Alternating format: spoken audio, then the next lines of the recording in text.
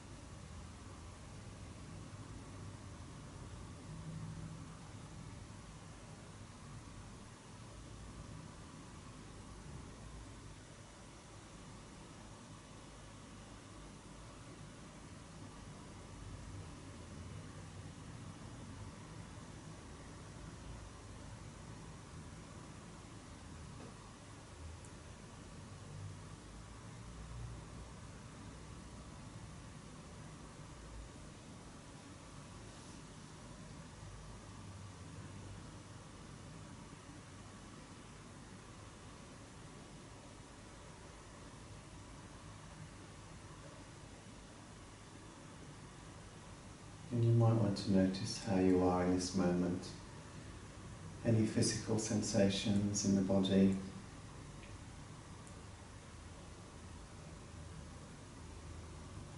Places of tightness, places in the body that are more relaxed.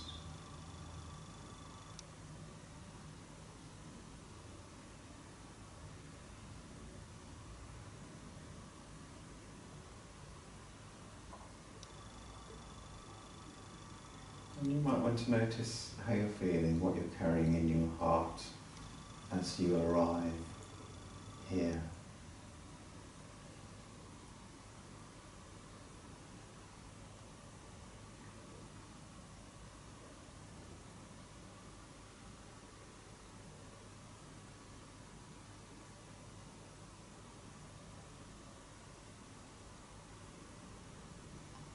Good, thank you.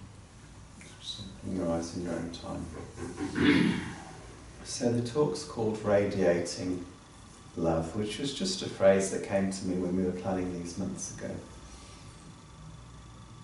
And sometimes we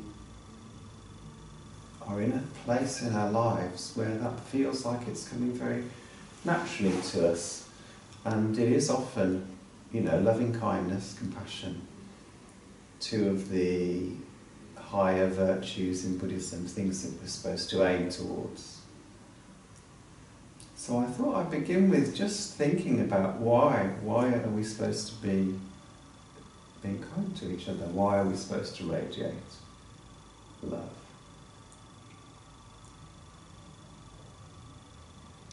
And maybe I'll just bring to mind my experience of being in a place where that's coming quite easily to me. If I'm in a space, and this is often something that we don't notice at the time, so I'm sort of having to go back in my mind to think, when there's a time when on reflection I was radiating love. My body tends to be relaxed. If I'm feeling friendly and kind towards people, my body tends to be relaxed. I'm not carrying any tension there. Things aren't as tiring when I'm naturally being kind and loving towards people. It's not about, when I'm really radiating love, it isn't about working hard. It's just something that happens easily. Someone once said to me, "Oh, you're very patient." And I didn't think that was true at the time, because actually I only experienced myself, I think it was when I was working in retail, I only experienced myself being patient when there was a difficult customer and I had to kind of go, "Oh yes sir, I'm really sorry to hear that sir, let me see what I can do about that sir," and you can see the customer's face is getting redder and redder and their fists are starting to clench. In those moments I felt like, oh, now I'm being patient.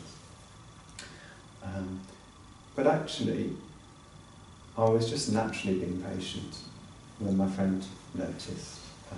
And when we're really radiating love, we're not conscious of it. It isn't a self-conscious activity. It's not something we strive for. It's something that happens spontaneously and easily. And it feels good physically, it feels better to be in that state. It isn't as tiring. We're less likely to have health problems when we're naturally in that state. And our minds, when we're radiating love, our minds aren't busy. We're not in conflict with ourselves. We're not in conflict with other people, and that just feels nicer. It feels more natural. And my experience of being in that place is, this is how I'm supposed to be as a human being. When I'm in conflict with myself, when I'm carrying tension, when my thoughts are frenetic, those feel like the aberrations rather than the natural state.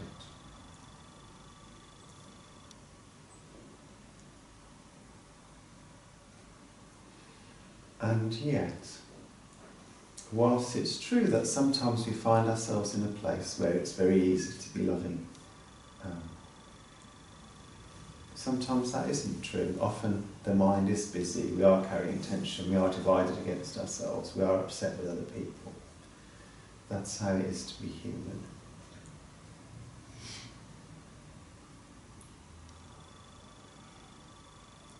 As I mentioned in the service this morning, this week Satcha's been in London with the climate crisis activists, and I've been following the news from home, and she's been writing about it most days. And many of the people who respond to what she's writing are responding in a loving, kind, supportive way, even moved to tears sometimes by some of the things that she's shared. And some people are responding from a place of anger and ill will because they're perhaps frightened by climate change, or who knows what, maybe they've had a bad day and they just need to take it out on somebody, so I'm going to type it on my keyboard because that person's really far away and it's easier to do that than actually have a conversation with somebody. Whatever it is, you get these hateful comments underneath things that are posted online. And it's very easy for me to feel kind towards the people who are writing nice things, and it's much harder for me to feel kind towards the people who are writing hateful things. And I've moved in and out of those. And sometimes this week I've been able to do that. I've been able to feel kind and loving towards the people who are writing hateful things. And sometimes I haven't. And at one point somebody was writing a response to something I'd written, and they were just infuriating me, so I just lost my patience and deleted the comment and blocked that person. Well, actually that felt like I was protecting them in a way, because if I'd lost my patience more, things might have gone worse than they did. And then on a different day I could read the same thing and feel really sympathetic to the suffering of that person. So part of what I've been wondering about is, what is it that makes the difference between those two states of mind? How is it that on some days I can feel sympathetic to somebody who on other days would really get underneath my skin?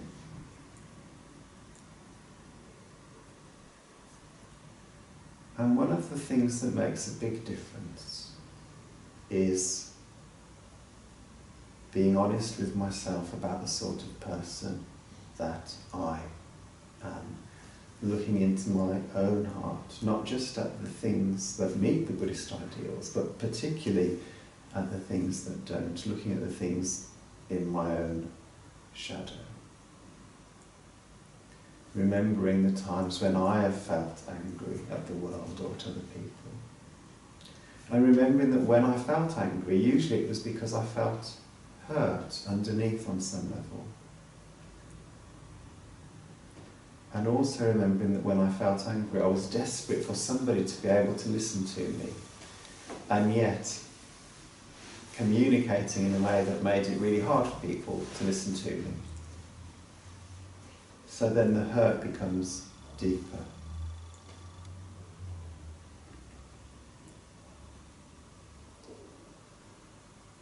Remembering those times when I felt ill will or harmful thoughts, and tracing that back in my own mind to my own experiences of being hurt or wounded, or not wanting to admit some grief or suffering that I'm experiencing on some level.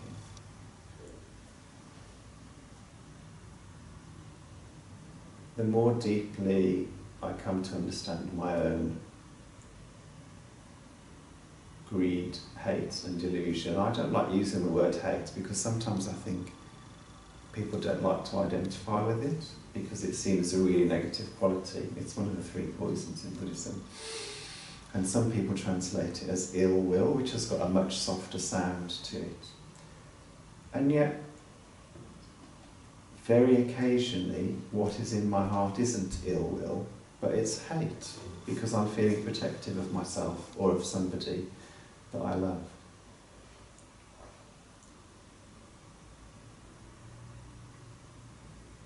And that's, as a Buddhist priest, that's quite a hard thing to admit to. And yet, not to admit it begins to give those things power over us. And admitting it begins to allow us to feel sympathy for other people and for ourselves. Because if I can really understand how it is for me to be a person and why my own hackles rise in certain situations, then I can begin to understand how it is to be the person standing opposite me whose hackles are rising. And that's when the possibility of real connection and communication starts. Without an attempt at understanding each other,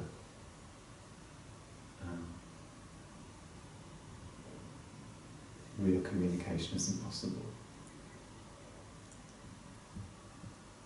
And often what happens in my experience is I'll meet somebody or read a comment from somebody or see something happen that looks like it's coming from a place of anger, for example, and my anger comes up in response. And then I remember all these things that I'm talking about, how it is to be a human being, and something softens in me. And my whole body softens and relaxes. And often the place that I land in then actually is a place of sadness at the suffering of the other person. And sadness can be a part of radiating love. It's a part of sympathy, being deeply moved by another person's plight or by our own plight. So self-understanding, very important. But in a culture that is shaming, self-understanding can be quite difficult. As I said, for a Buddhist priest to admit having hate is quite unusual. Probably not for Pure Land Buddhists, but for Buddhists of other schools where they're really striving hard to, I don't know, maybe it's not unusual, I don't know besmirch Buddhists of other schools, but it feels like in me there's the potential for feeling ashamed when I name those things. That is what gets in the way. And the reason I'm able to name those things now is because I trust that there is something that isn't shaming, but receives me. So years and years of my practice of taking refuge in something greater than myself that is radiating love all the time supports me to look into my own shadow. Because the fear is if I name these things that are in my heart, I'll be overwhelmed with shame, people will reject me, no one's going to like me anymore, I won't be allowed to stay in my community.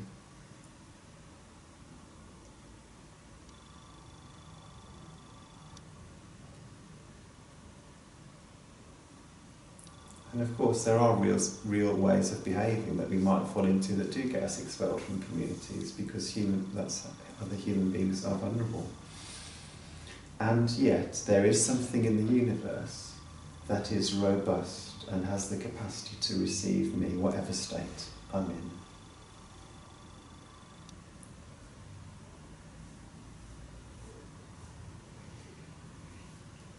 it's that analogy of deciding to push away from the side of the swimming bath and trusting that the water will hold you. And in my own life I've experienced pushing off, both literally and metaphorically pushing off from the side of the swimming bath and being held by the water. Moments of deep conflict in me where I was struggling to manage a volunteer, or being in relationship with somebody who was bringing up something painful for me, and I just wanted to push them away and didn't want to work through the conflict. These feelings of anger coming up.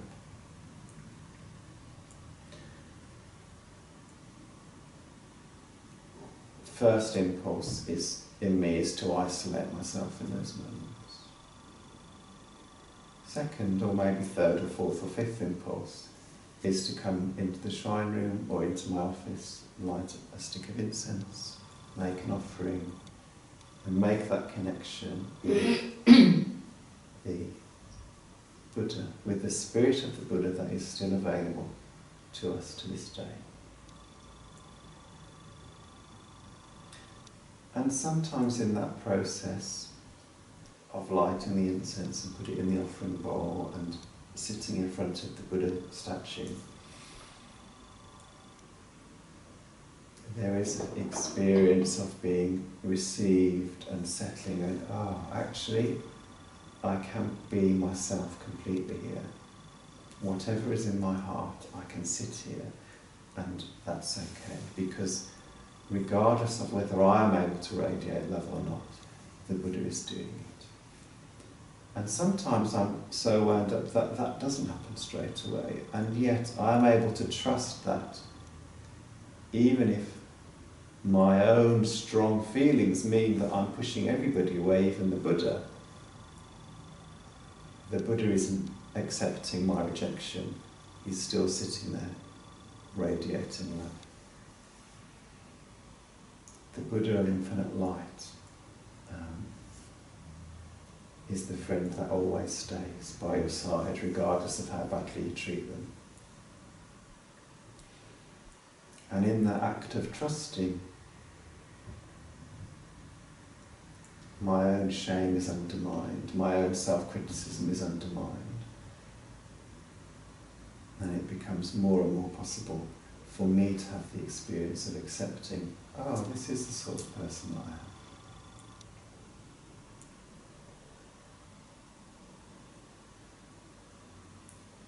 And strangely enough, in those moments it's like landing in a space, an empty space in the centre of your own heart, and kind of you might look around and go, oh well, there's anger, there's frustration, there's hurt, but here I am in the palm of the hand of the Buddha, being lowered into this empty space in the middle. All those things are still there, but somehow I'm not being controlled by them, I'm in a different relationship to them. And part of what facilitates that is accepting that they are there, not trying to cover them up.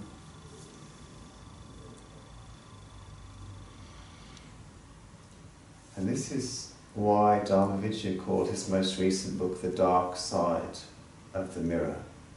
He was thinking of that experience where it's night time. You're outside a house, and of course I always picture Dharma Vijaya's place in France when I imagine this. And the lights are on inside the house, so you can see through the window to what's happening. And then somebody turns the lights off, and the window becomes a mirror, and you see the full moon reflected in the dark glass of the mirror. In this analogy, we are the house, and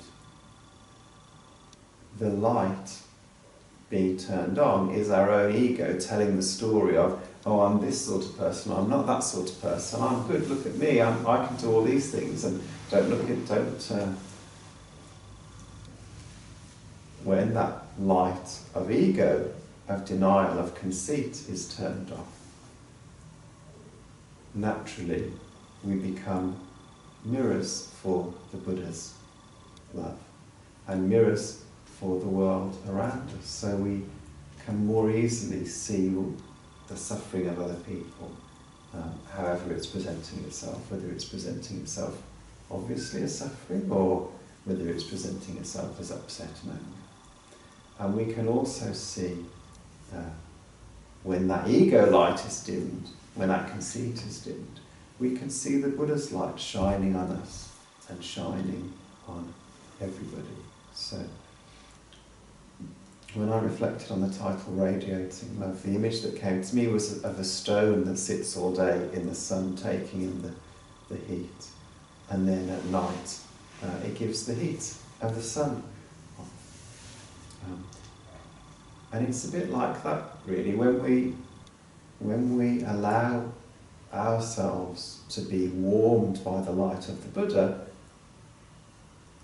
we start naturally radiating that heat and that light back out into the world. And what is the shield that we put up? It's the shield of pretending that there's something we're not. So this is the two things that support us to radiate love: self-honesty and trust that there is something that receives us just as we are, which facilitates self-honesty.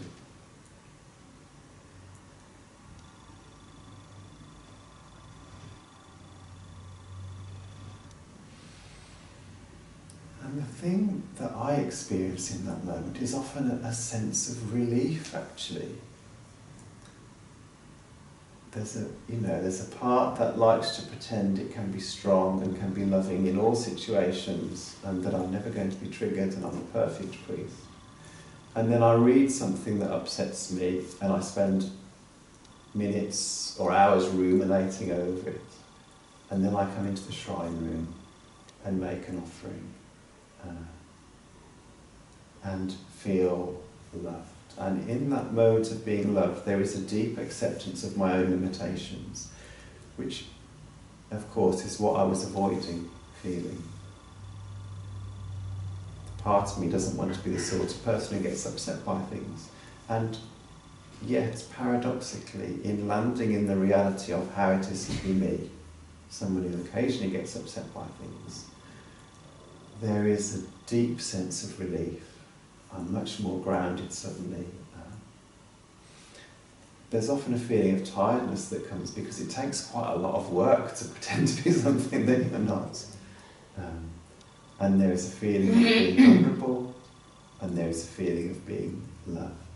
And from that space of landing in my own quote-unquote weakness,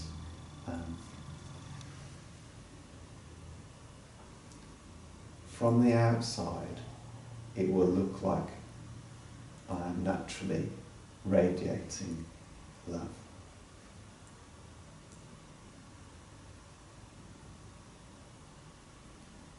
So I suppose this isn't about trying to be the perfect Buddhist or the perfect Buddha, or working hard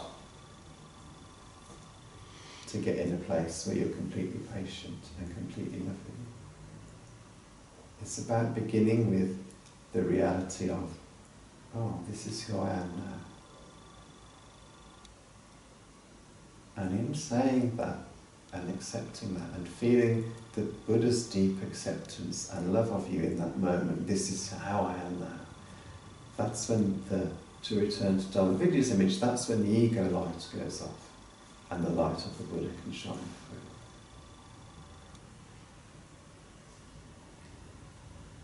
And actually in those moments we don't necessarily, as I said right at the beginning, we don't necessarily know that we're being loving in those moments. We probably just feel a bit easier, a bit vulnerable, a bit tender-hearted. Those are the moments when the Buddha's light is shining reflecting from us the brightest, and it looks to the outside world like suddenly we've become Buddhas. No moment to boom. Just checking my 4 bullet points that I wrote down. Don't you think though with patience, it's not something that one thinks, oh, I'm going to be patient. It's somehow a natural inborn thing that you're born with. I think, because yeah, I think I was ordinarily just primary school teacher training, college trained, but I happen to have a lot of slow learners and people from different backgrounds in my class, and I was always very successful with the slow learners, not because I was thinking I must be, it came naturally, you know, and the same as I taught 2 mornings a week art workshops in care homes for 4 years. I was okay with those with learning difficulties, I was okay with the stroke victims, but I was most successful with the dementia people. And my art tutor said to me, you obviously got patience. She said, I haven't. And I said, well, it just sort of comes naturally. yeah. And the way I went about it, I mean, one man, they persuaded to come and join the group, because I had a group of no more than 8 I asked for, because that was enough to cope with. And they persuaded this one man to come and sit down, and he never spoke or anything, he sat there, and I gave him a coloured pencil to colour a framing window in a bonfire picture, and he put it down and I walked round the group, and I gave it to him again, just looked into space. I gave it to him the 3rd time, looked from the other side of the group. He was not only colouring in his flame, he was talking to the lady next to him, and the activities lady at the home noticed, and she called her colleague and she said, look at Ray, isn't it marvellous? And I said, why? She said, he's lived here for years and it's the first time he's ever spoken or joined in with anything. I think you're right. I could have tried. Yeah. But it wasn't anything I did. Absolutely. The way I went about it was inborn, something natural I got. Yeah, absolutely. And in the end, you know, he came the next week and the next week, and he was missing.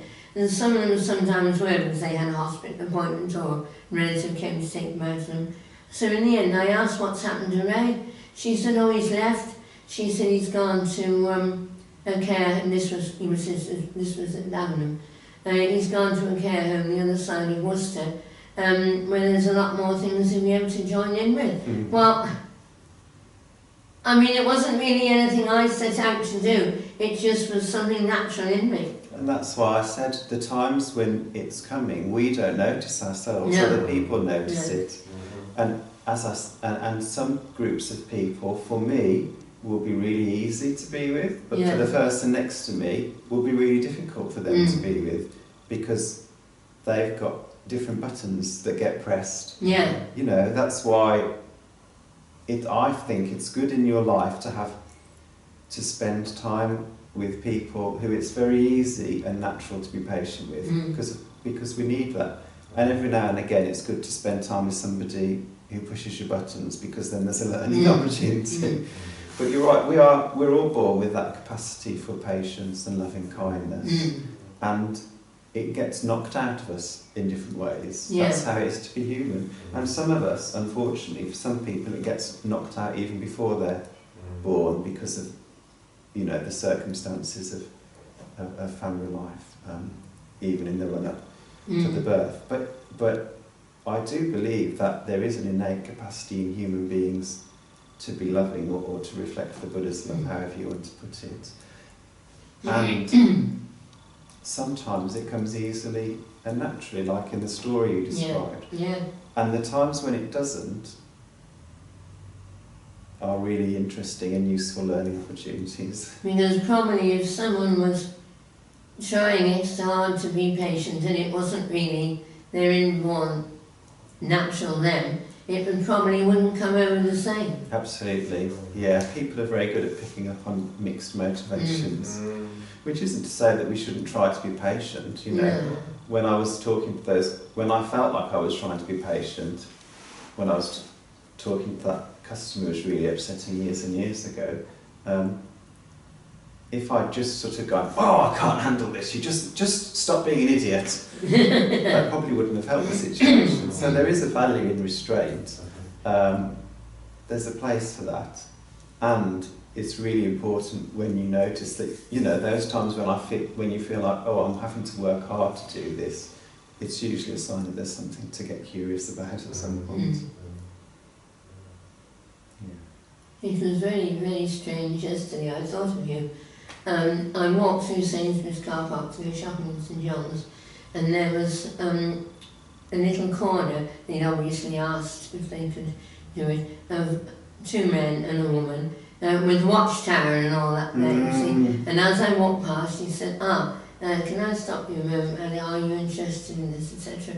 And I said, no, actually, I'm a member of the Buddhist, I go to the temple at the moment, and he didn't know anything about Buddhism, so he was asking me all about Buddhism. It's really nice when somebody's open to having a conversation. Yeah. And they said, well, I've learned a lot, you know. It's funny, you know.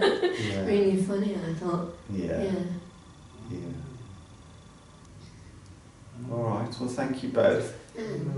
I did say there was a massive audience at the beginning. There's two human beings here in the room with me.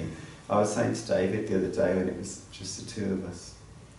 Years ago, I used to be really sort of, I'd read the beginning of a Mahayana Sutra and it would describe all these invisible creatures gathering to listen to the Buddha's teaching, and I would scoff.